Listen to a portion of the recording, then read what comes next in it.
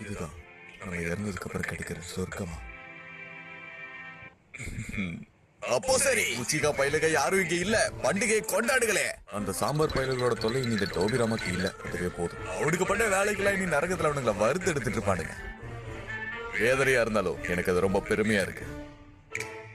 வில்லேஜோட நல்லவரை என்னன்னு பார்ப்போம். என்ன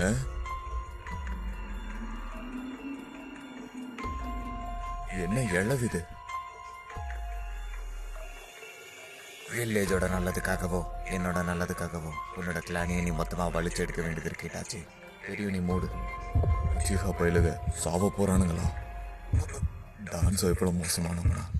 இது மட்டும் முன்னாடியே தெரிஞ்சிருந்தா இருதன் அப்பவே லாடம் கட்டிட்டு உன்ன முன்னாடியே ஹொக்கா கேக்கிருப்பேன் டான்ஸோ.